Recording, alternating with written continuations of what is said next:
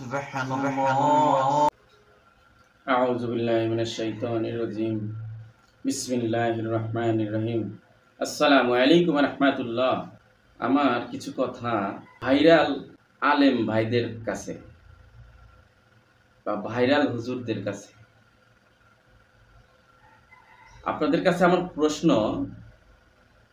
আপনারা হাদিস কোরআনের কোথায় পাইলেন যে নষ্ট নারীদের কথা ওয়াজ মাহফিলে বলে মানুষকে হেদায়েতের কথা বলতে হবে? আপনারা হাদিস কোরআনে কোথায় পেলেন? পৃথিবীর শুরু থেকে আদম আলাইহিস সালাম থেকে শুরু করে শেষ নবী হযরত মুহাম্মদ সাল্লাল্লাহু আলাইহি সাল্লাম পর্যন্ত কোন নবী নর্তকীদের নাম মুখে নিয়ে তার উম্মতদেরকে হেদায়েতের বাণী শুনিয়েছে? আপনারা হাদিস কোরআনে কোথায় পেলেন? যেখানে আল্লাহ তাআলা নিজেই মহিলাদের পর্দা করেছেন, আল্লাহ নিজেই পর্দা করেছেন। আল্লাহ তাআলা জান্নাতি মহিলাদের নাম কোরআনের মধ্যে নেন নাই।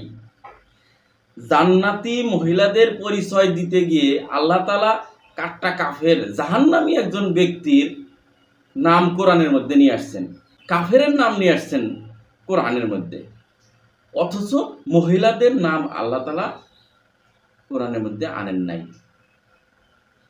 যেখানে আল্লাহ তাআলা পর্দা করলেন, আপনারা কোথায় পেলেন যে নষ্ট নারীদের উদাহরণ দিয়ে, নর্তকীদের উদাহরণ দিয়ে, খারাপ মহিলাদের উদাহরণ দিয়ে জাতিকে বা মুসলমান সম্প্রদায়কে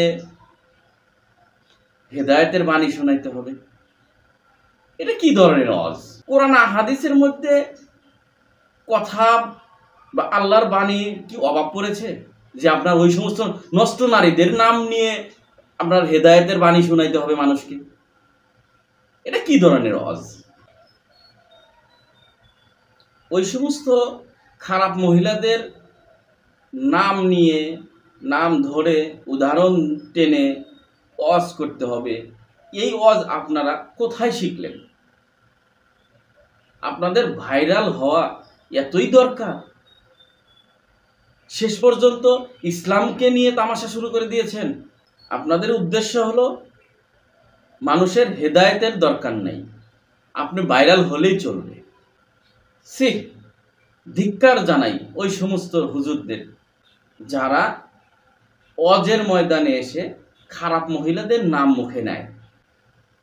তর্কের খাতিরে যদি আমি মেনেও নেই যে ওই সমস্ত হুজুরের উদ্দেশ্য ভালো, তারা নষ্ট নারীদের নাম বলে বলে যে মসজিদ বা ওয়াজের ময়দানে ওয়াজ করে থাকেন, তাদের উদ্দেশ্য ভালো, কিন্তু আল্লাহ তাআলা এত সুন্দর কোরআনের বাণী, হুজুর পাক সাল্লাল্লাহু আলাইহি ওয়াসাল্লামের এত সুন্দর সুন্দর হাদিস রেখে তারা ওই নষ্ট নারীদের জীবনী কেন বেছে নিলেন? পৃথিবীর শুরু থেকে আজ পর্যন্ত পৃথিবীতে খারাপ মহিলা ছিল, আছে, আগামীতে থাকবে। দেহ ব্যবসায়ী ছিল, আছে, আগামীতে থাকবে। নর্তকী ছিল, আছে, ভবিষ্যতে থাকবে।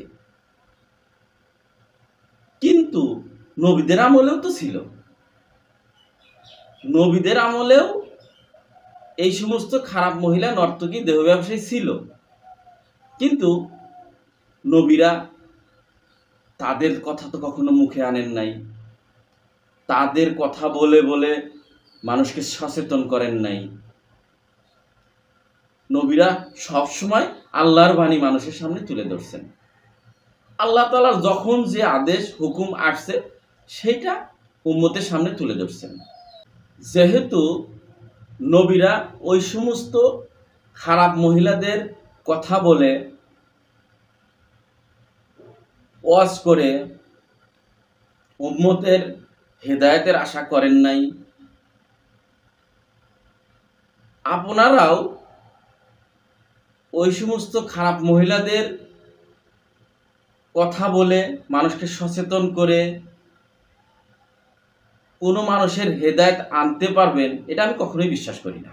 মানুষের হেদায়েত নিহিত একমাত্র কোরআনের মধ্যে।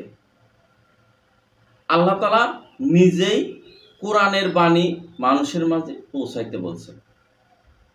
হেদায়েত আল্লাহর হাতে। আল্লাহ তাআলা কোনো মানুষের হাতে হেদায়েত দেন নাই, কোনো নবীর হাতে হেদায়েত দেন নাই। মানুষের মাঝে কোরআন পৌঁছানোর দায়িত্ব নবীদের বা আমাদের।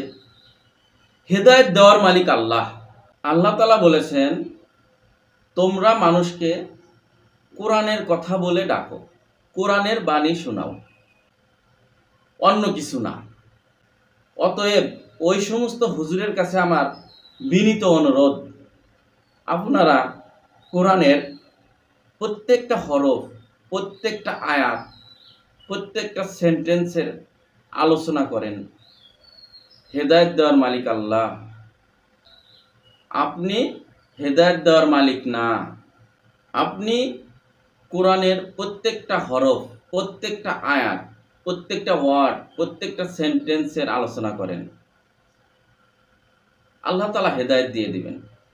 আপনি যতই কৌশল করেন, হেদায়েত আপনার হাতে না। হেদায়েত দেওয়ার মালিক একমাত্র আল্লাহ সুবহানাহু ওয়া তাআলা। হয়তোবা আপনার উদ্দেশ্য সঠিক, নিয়তে কোনো প্রকার গলদ নাই, কিন্তু আপনার আলোচনাটা রং। আপনি নষ্ট নারীর নাম কেন মুখে নেবেন? আপনি নষ্ট নারীর আলোচনা কেন অজের ময়দান নিয়ে আসবেন? অজের ময়দান তো হাসি তামাশার জায়গা না যে আপনি এখানে কৌতুক করতে আসছেন।